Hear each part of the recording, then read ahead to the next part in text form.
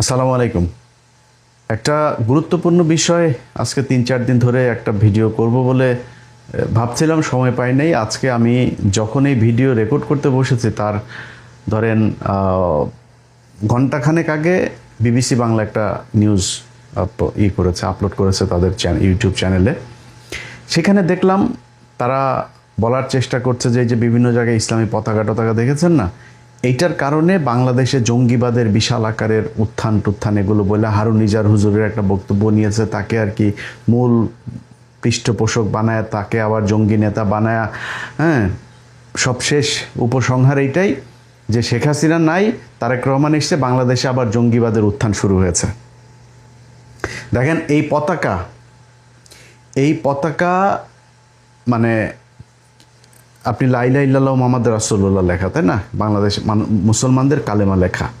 তো মুসলমানদের কালেমা সে সাদাটাই লেখুক, আইএসআই যদি নাকি কালো পতাকার মধ্যে লা ইলাহা ইল্লাল্লাহ মুহাম্মাদুর রাসূলুল্লাহ লেখে থাকে, আইএসআই এর বাপের নাকি এই কালেমা? কেউ কালেমা লিখলেই সে আইএসআই হয়ে যাবে? আমরা তো আইএসআই আমরা একদমই পছন্দ করি না আইএসআইকে। আমরা আইএসআই এর অনুসারীও না, আমরা আইএসআই এর কোনো পলিসি আমরা পছন্দও করি না। নো, বাংলাদেশে আমরা আইএসআই আলেম বলেন, বাংলাদেশ সাধারণ মুসলমান বলেন, কেউ আমরা আইএসআই এর পক্ষে না।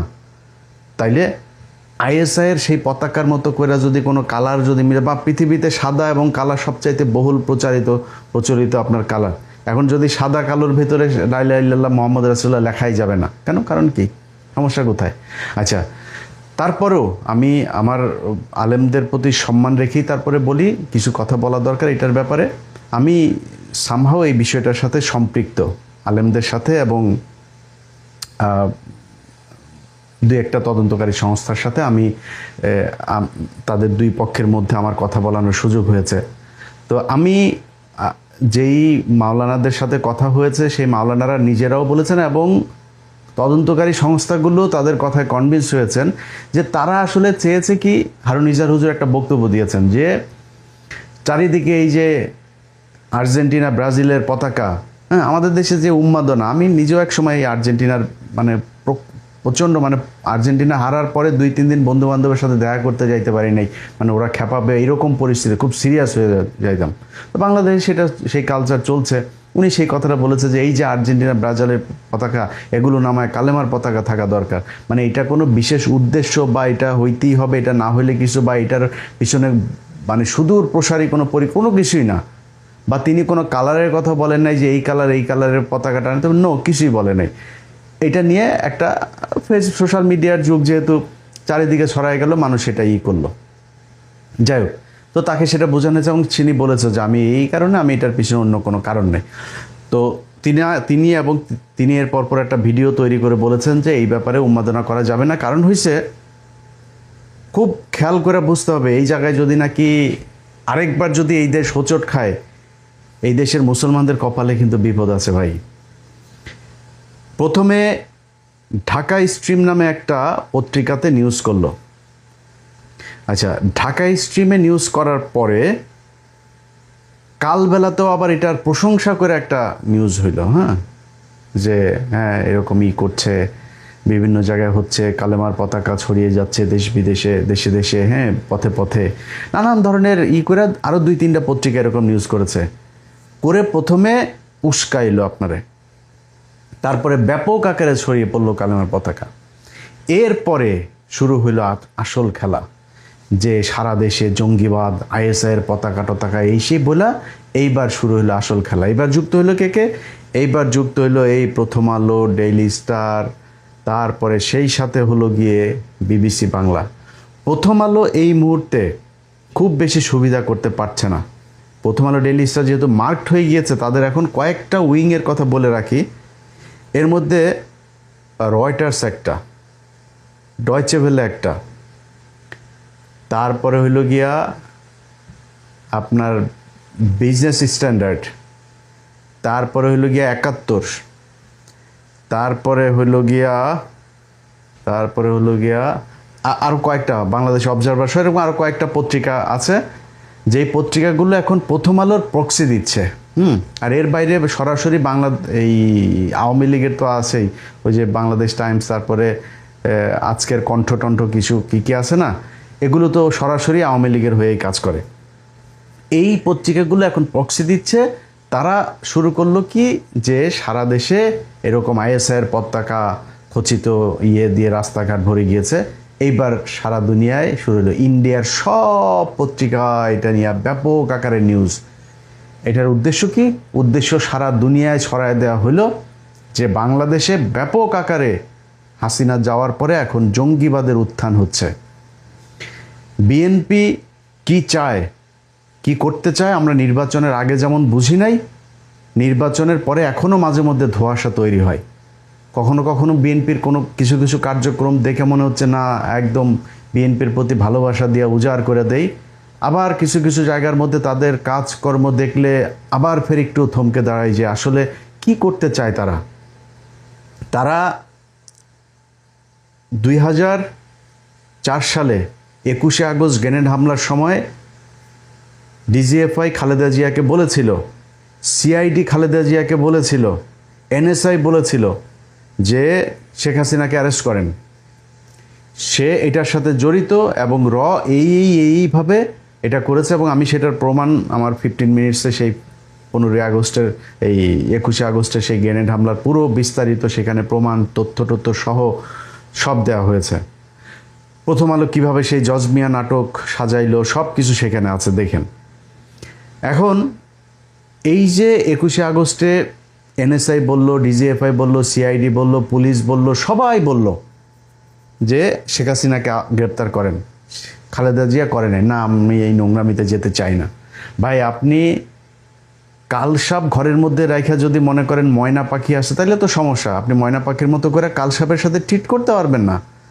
আপনি তার সাথে ওই রকমই ট্রিট করতে হবে। যদি আপনি কালসাপ আপনার ঘরে থাকে, আপনি সেটাকে বন্দি করতে হবে বাক্সর ভেতরে, মারতে হবে, কিছু একটা ব্যবস্থা নিতে হবে। না নিয়ে আপনি শুয়ে থাকবেন, তাহলে তো পাছায় কামড়টা দিবেই, কোনো উপায় নেই। এখন খালেদা জিয়া ওই সময় এই কাজ করতে দেন নাই। না দেওয়ার ফলে যেটা হয়েছে, শেখ হাসিনা তো সব কিছু জানে যে কারা কারা এই তাদের এই মূল যে আয়োজন এটা ধরার পেছনে কাজ করেছে। তখনকার পুলিশের আইজিপি, যিনি এই যে খোদা বক্স ছিল কয়েকদিন আগে, খোদা বক্সকে আপনার গ্রেপ্তার করেছিল। সিআইডির বিশেষ পুলিশ সুপার, সম্ভবত ওনার নাম আব্দুর রহিম ছিল। তারপরে এনএসআই মহাপরিচালক ছিল আব্দুর রহিম মেজর জেনারেল। তারপরে তৎকালীন ব্রিগেডিয়ার জেনারেল রেজ্জাকুল হায়দার, অথবা কর্নেল ছিল বোধহয়, উনি ডিজিএফের তখনকার পরিচালক ছিলেন। এরা সবাই বলেছে, এবং রেজ্জাকুল হায়দার নিজে আমাকে বলেছে যে তিনি নিজেও বেগম জিয়াকে বলেছেন যে ম্যাডাম, এই ইন্ডিয়া কিন্তু এইভাবে এই করছে। যেই কারণে 5 তারিখের আগ পর্যন্ত এই গেল 17টা বছর এই রেজ্জাকুল হায়দারকে জেল খাটতে হয়েছে, আব্দুর রহিম সাহেবকে জেল খাটতে হয়েছে, এনএসআর আব্দুর রহিম সাহেবকে মেরে ফেলা হয়েছে জেলখানার ভেতরেই। এগুলো করেছে, এগুলো হয়েছে। তো এখন আপনি যদি নাকি মানে নামার পরে যদি আপনি ঘুমটা দিয়ে থাকেন, তাহলে কিন্তু সমস্যায় পড়বেন। মনে করেন আজকে জামাত ইসলাম খুব ভয় পায় একটা কারণে, এই যে নির্বাচনের ফলাফল কি হয়েছে, কদ্দূর কিভাবে কি করে আপনারা সবই জানেন। সো এটা জামাত ইসলাম কেন মেনে নিয়েছে? জামাত ইসলাম ভয় পায় যে ইন্ডিয়া, আওয়ামী লীগ তারা যেন কোনোভাবে ইতে না আসে। মনে করেন আপনি জামাত ইসলাম একটা পর্যায়ে গিয়ে হইল, আর আপনি আওয়ামী লীগকে আবার করলেন। একটা পর্যায়ে জামাত ইসলামকে আবার নির্যাতন করতে করতে করতে করতে শেষ করে দিল, আপনি আর আওয়ামী লীগ থাকলেন। আপনারা বাঁচায় রাখবে? আপনারা ইন্ডিয়ার আওয়ামী লীগ ঠিক করে রাখবে আপনি মনে করেন? অতএব আপনি গোড়ায় হাত দিতে হবে। এই গেল কয়টা দিনে প্রথম আলো কয়েকটা নিউজ করেছে, হলি আর্টিজন থেকে শুরু করে ওই কেরানীগঞ্জের আলামিন, তারপরে মানে 2 দিন পর তাদের উত্থান হচ্ছে, আবার উত্থান হচ্ছে। মানে অ্যাজ ইফ যে হাসিনার সময় বাংলাদেশে প্রচুর জঙ্গি ছিল, এখন এই হাসিনা সেটাকে দমন করে রাখতো, হাসিনার সময় উত্থান হইতে পারে নাই, তারেক রহমানের সময় উত্থান হচ্ছে। এটার খুব হিসাব করে কাজ করতে হবে। এখানে যদি এবার ভুল করেন, তাহলে এই দেশ আগামী 100 বছরের মধ্যে কোনো দিন আলোর মুখ দেখতে পারবে না। বহু মানুষের রক্ত দিয়া তারপরে আল্লাহ এই দেশটাকে আবার ফের স্বাধীন করে দিয়েছেন। অতএব খুব চিন্তা ভাবনা করে প্রথম আলো কী করছে, অন্যান্য পত্রিকা কারা কারা কী করছে, আপনাদের কাছে গোয়েন্দা তথ্য আছে। আমি 2 দিন আগে এই পার্বত্য চট্টগ্রামে আরাকান আর্মির যে সন্ত্রাসবাদ, যে জেএসএস, ইউপিডিএফ, এগুলোর যে সন্ত্রাসবাদ, ভারতীয় যে কানেকশন, আমি এইগুলো সব কিছু তুলে ধরেছি। দেখেন, আজকে আমি যখন ভিডিও করছি, সেই দিন আপনার টেকনাফে বিমান হামলা পর্যন্ত করেছে আরাকান আর্মি। তো আপনি কিছু বলেন নাই। আমাদের আর্মি, আপনি সুযোগ দেন, তাদেরকে বলেন করতে, তারা সক্ষম, তারা কাজ করতে চায়। তাদের যত ধরনের ইকুইপমেন্ট দরকার, যা যা দরকার তাদের দেন, সমস্যা কি? আমার পাহাড় কেন আরেকজনের হাতে থাকবে? সন্ধ্যার পরে আপনার এক পাহাড়ে সব বন্ধ। আমি 2012 সালে সেখানে নিউজ করতে গিয়েছিলাম। আরে আমি গিয়ে একটা হোটেলে উঠেছে, আমার ওসি হোটেলের চারিদিকে এসে পুলিশ নিয়ে ঘিরে আছে, আপনারে মারবে। আমার বুঝাইতেছে এটা কিন্তু ভাই সমতল না। হ্যাঁ, মানে আমি জানতামও না পাহাড়ের এই অবস্থা, এবং সেটা ওসি কিন্তু আমার বাঁচানোর জন্যই, আমার সেভ করার জন্যই করেছে। আমি বীর বাহাদুরের বিরুদ্ধে নিউজ করতে গিয়েছি, সেখানে এই অবস্থা। মানে ওইটা অন্য আরেক দেশ। আপনি বাজারে একটা ডিম বিক্রি করতে যাবেন, সেই ডিমের জন্য আপনাকে 3 জায়গায় টাকা দিতে হবে। আপনাকে ইউপিডিএফকে দিতে হবে, জেএসএসকে দিতে হবে, আরও গ্রুপ আছে, তাদেরকে 3-4 জায়গায় এরকম আপনাকে চাঁদা দিতে হবে, নাহলে আপনি দোকানে একটা ডিমও বিক্রি করতে পারবেন না। এটা ওইখানকার বাস্তবতা, ফ্যাক্ট। তারপরে তাদের বিরুদ্ধে কিছুই করা হয় না। কেন? সেনাবাহিনীর আমাদের শক্তি নাই, সেনাবাহিনী পারে না।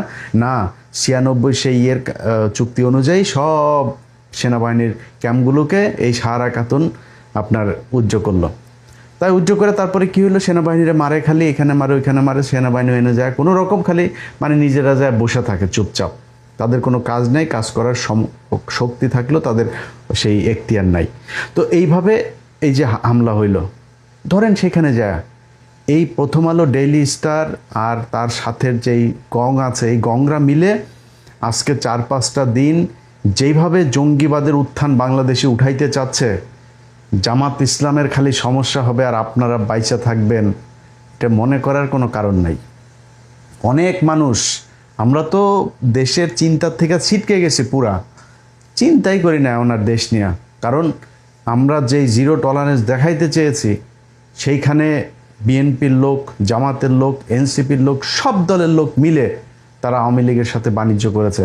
কেউ একজন টাকা পয়সা দিয়েছে, সেই টাকা পয়সা নিয়ে তারা তাদেরকে আবার পুনর্বাসিত করার চেষ্টা করেছে।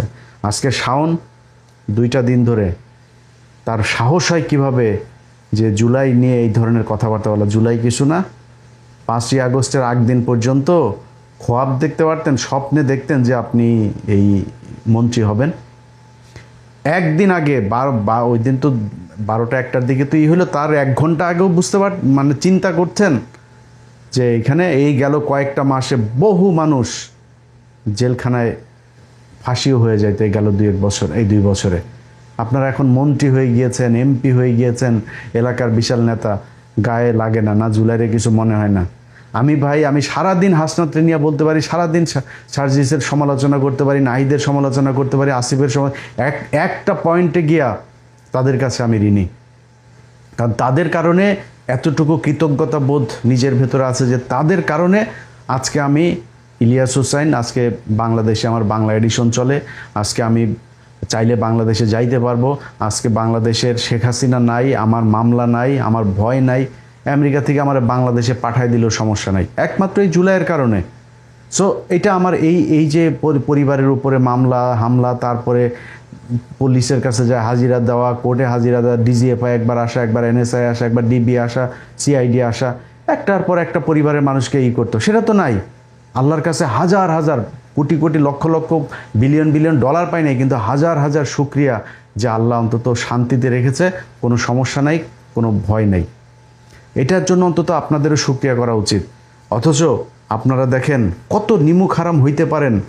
আপনারা এখন আওয়ামী লীগের লোকজনরে যা মনে চায় তাই বলতে দিচ্ছেন, সেই স্বাধীনতা দিয়া তারপরে যা মনে চায় তাই বলতে দেন। আর যাদের কারণে আজকে এই যাদের রক্তের উপরে দাঁড়ায় আপনারা আজকে ক্ষমতায়, সে আলেম সমাজ, এই যাত্রাবাড়িতে কারা মারা গিয়েছে, সব মাদ্রাসার ছেলেপিলে মারা গিয়েছে, সেই আলেমরা আজকে পর্যন্ত জেলখানায়।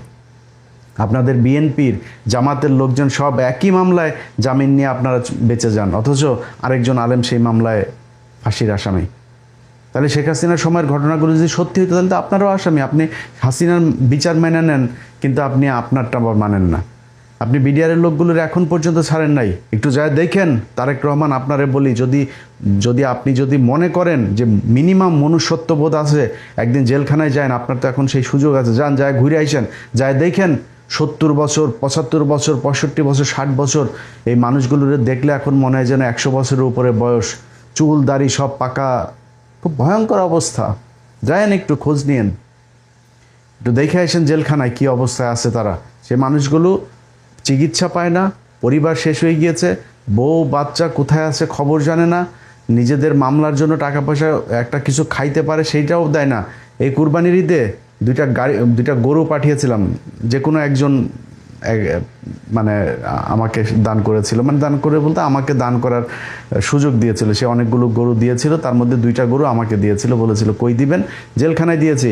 এই কাশিমপুর কারাগার 2-তে মাংস রান্না করে নিয়ে গিয়েছিল সেখানে, সেই মাংস এই বিডিআরের লোকগুলোরে খাইতে দেয় নাই। এই ওইখানকার এক বদমাইশ, ওই বদমাইশ ট্রান্সফার হয়েছে পরে যদিও, কিন্তু ওই বদমাইশ খাইতে দেয় নাই। তো এইভাবে নির্যাতন করা হচ্ছে। আলেমরা এখন পর্যন্ত জেলখানায়, তাদের ব্যাপারে কিছু হয় না। অথচ আওয়ামী লীগের প্রতি আপনারা উদারতা দেখান, যে যা মনে চায় তাই বলতে পারে, জুলাইরে নিয়ে উল্টাপাল্টা কথা বলতে পারে, আবার ফের জঙ্গিবাদের উত্থান হচ্ছে এগুলো বলতে পারে, কলেমার পতাকা নিয়ে নাকি কি বিশাল আকারের দেশ নাকি আইএস মাইএস হয়ে যাচ্ছে, এগুলো বলা হচ্ছে। এগুলো ঠিক করেন তারেক রহমান, যদি না করেন তাইলে চীনের সাথে চুক্তি করেন, আর যার সাথে চুক্তি করেন এইসবের বাইরেও কিন্তু দেশ আছে। চীনরে দিয়ে হয়তো আপাতত আপনি ইন্ডিয়ারেই করতে পারবেন, কিন্তু আপনার ইমেজ কিন্তু সারা পৃথিবীতে যাবে যে আপনার কারণে বাংলাদেশে জঙ্গিবাদের আবার উত্থান হয়েছে। আমরা আপনার ক্ষতি চাই না। আপনি ভাই, আপনার কাছে আমার চাওয়ার কিছু না, আপনার আমারে 2 টাকা দিতে হবে না, কোনো সমস্যা নেই। আপনি প্রধানমন্ত্রী হন, সারা জীবন থাকেন, আমার কোনো অভিযোগ থাকবে না। এখন এই যে চীনের সাথে যা যা করছেন, ইন্ডিয়ার ব্যাপারে পলিসি যা দেখছি এই মুহূর্তে, আপনার প্রতি স্যালুট, কোনো সমস্যা নেই। কিন্তু এই জঙ্গিবাদ বলে যদি নাকি পশ্চিমের কাছে আবার বাংলাদেশকে কালার করা হয়, এটার খেসারত কিন্তু আপনাকেও দিতে হবে, এবং এটার দায় আপনার উপরে পড়বে। যেভাবে 10 ট্রাক অস্ত্র মামলা থেকে শুরু করে এই 21শে আগস্ট, তারপরে ওই যে বাংলা ভাই আব্দুর রহমানদের সাথে এগুলোর যেমন শেখ হাসিনা খালেদা জিয়াকে বানানো হয়েছিল না, জঙ্গিবাদের নেত্রী বানানো হয়েছিল না, এইভাবে এই প্রথম আলোই করেছে। এই প্রথম আলো আপনার কেন বিচার হয় না, আপনার মার কেন বিচার হয় না, এই প্রথম আলো নিউজ করেছে। আজকে প্রথম আলো আপনাদের আব্বা হয়, তো সেম, এর বাইরে আর কোনো কিছু বলার নাই। তারপরেও চাই ভালো থাকেন, কোনো সমস্যা নেই, আমাদের ভাই কিছু দেওয়া লাগবে না। আপনারা দেশটারে ভালো রাখেন, এই দেশের আলেম সমাজের উপরে যেন আবার সেই একই রকমের খড়গ নেমে না আসে। আর এই দেশের আলেম সমাজের কাছে একটা কথা বলি, দেখেন ভাই, আপনারা, আমি কিন্তু মানে আমার ভাষা বোঝার চেষ্টা করেন, আমি কিন্তু ভাই আপনার কালেমার পতাকার বিরুদ্ধে না, আমি কালেমার পতাকার পক্ষে, কোনো সমস্যা নেই, ওইটা নিয়ে কোনো সমস্যা নেই। কিন্তু বিষয় হলো আপনাদের ভেতরেই এরকম 2-4 জন আলেম কিন্তু আছে, যে আলেমরা কিনা শেখ হাসিনার সাথে কওমি জননী নিয়েছিল না, তারপরে এইখানেই তো আপনাদের ওই যে শোলাকিয়ার ছিল, ইমাম ছিল একটা বদমাইশ, ফরিদুদ্দিন মাসুদ থেকে শুরু করে আরও কিছু জাউরা ছিল না আপনাদের আলেমদের ভেতরেই। তো এরকম জাউরা কিন্তু এখনও আছে, এরা কিন্তু টাকা পয়সা নিয়ে তারপরে পরিস্থিতি ঘোলাটে করার চেষ্টা করবে। তো এমনিতে আমি ওইরকম সংখ্যা আমি অনেক খুব বেশি বলি না, বাট সাধারণ আলেম, আপনারা ভালো আলেম, ভালো মানুষ, আপনাদের সংখ্যাই বেশি। কিন্তু আপনারা একটা জিনিস মনে রাখেন, যে আপনাদের এমন কোনো কার্যক্রম করেন না যেই কার্যক্রম দিয়া আমাদেরকে কালার করার চেষ্টা করবে। ভাই, আপনি এই দেশে যা মনে চায় করেন, কিন্তু এটার প্রতিটা জিনিসের সময় আছে। আমরা কিন্তু খুব খারাপ একটা পরিস্থিতির মধ্য দিয়ে যাচ্ছি। এই যে এইটা নিয়ে গোয়েন্দা সংস্থার কাছে জিজ্ঞেস করেন কি হয়েছে, কারা কি করতে চেয়েছে, কিভাবে এটা নিয়ে, এই পতাকা নিয়ে কি গেম হয়েছে। হারুন ইজার হুজুরের কাছে জিজ্ঞেস করেন, তাইলেই জানতে পারবেন কতটুকু পর্যন্ত এটা পৌঁছেছে। সো এই টাইপের ঘটনাগুলো যারা করবেন তারা একটু হবেন, অতি উৎসাহী হওয়ার দরকার নাই। পতাকা এটা এরকম না যে ফরজ আপনারা টানাইতেই হবে, এটা না টানাইলে আপনার ইমান থাকবে না, এরকম কোনো কিছু না। দেশে এখন চাইলেই আপনি নামাজ পড়তে পারেন, রোজা করতে পারেন, আপনার ইচ্ছা মতো ওয়াজ করতে পারেন, সব কিছু করতে পারেন। এখন তার বিএনপি আপনারা কিছু বলে না, সো ওগুলি করেন, কোনো সমস্যা নাই। কিন্তু এমন কোনো বিষয় নিয়ে অতি উৎসাহী হয়ে তারপরে পশ্চিমা বিশ্বের কাছে বাংলাদেশকে বিশাল আকারের একটা মানে জঙ্গি রাষ্ট্র হিসাবে পোর্ট্রেট করার মতো কোনো সুযোগ যেন আপনার মাধ্যমে তারা না পায়, এটা আপনাদের কাছে অনুরোধ। আশা করি আপনারাও দায়িত্বশীল আচরণ করবেন। আল্লাহ হাফেজ।